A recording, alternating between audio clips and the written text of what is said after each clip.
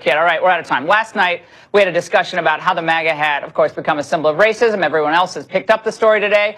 It created a ton of reaction. Watch. When it comes to the MAGA hat, it's a piece of clothing that represents Donald Trump and everything that comes along with Donald Trump. Donald Trump is an unrepentant racist. Is an unrepentant racist. What? The MAGA hat, to many, is representative of a Klan hood or of various other symbols of racism. Absolutely. It absolutely is.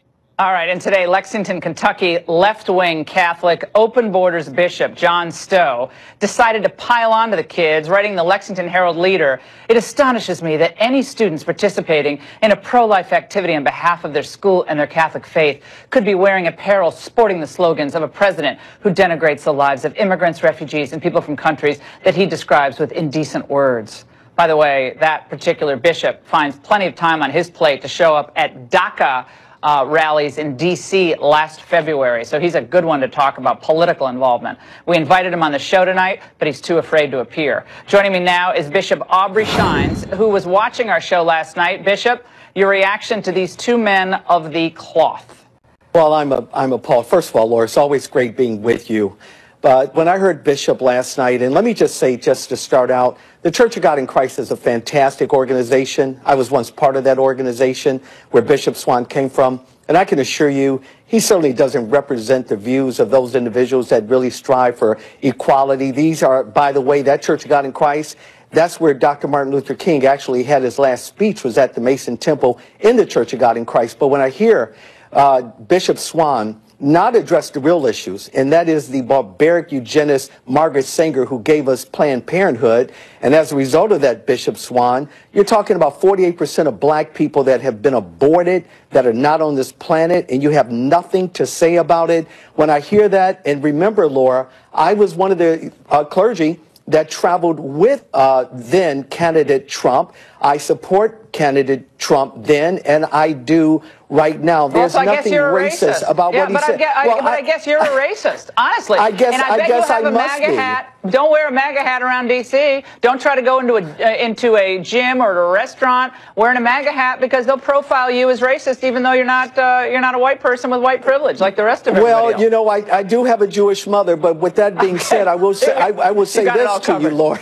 Yeah, I got all the bases covered, the whole rainbow, the real rainbow, that is. But here's another reality that we have to look at. When I hear the rhetoric of Bishop Swan, remember, this is the same bishop that called Candace Owens a name that I can't even repeat. It's equivalent to the N-word. Let's broaden it out from him, though, because he's, you know, I was glad he actually came on the show. A lot of these people, like the Catholic bishop, won't come on, because they don't want questions from me. They're all afraid, and they're all hiding behind the collar, okay? I suggest they worry about getting people back in the pews and stop worrying about, you know, their open borders rallies. And Trump is the most pro-life president we've ever had, period, okay? But I want to play something Not only that. Hold on. Eddie Glaude Jr., I want to play something for you. Eddie Glaude Jr., I know you and he get latte together. He was on MSNBC the other day. He said this.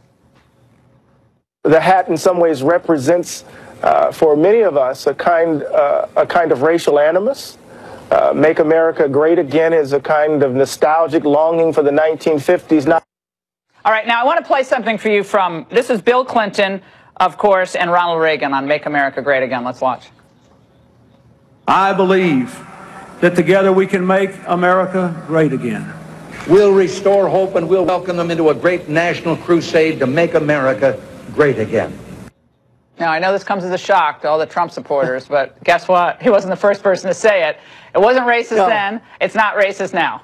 Of course it's not. And Laura, it's beyond that. It's not just, it's not racist. Again, I travel with this president. As a matter of fact, I'm the only clergy in America that Hillary Clinton put in her book as why she lost the election, because of my support and videos that we produce. This president is not a racist president. I have a heart for this president, and that is, it's simple. Okay. He's doing a great job, and this is the president we should be supporting. Look at the employment numbers. They don't want happy, Pastor, out of time, but the Democrats don't want happy voters. They don't want people to be able to pursue their happiness in the era of Trump, because to do that's why they're losing. Would actually drive people to the polls for Trump. Everybody has to be kept angry, and I think more people are happy than they'd like it. Thank you so much for joining us. Yeah, you're quite welcome. Dems and the media have trotted out stories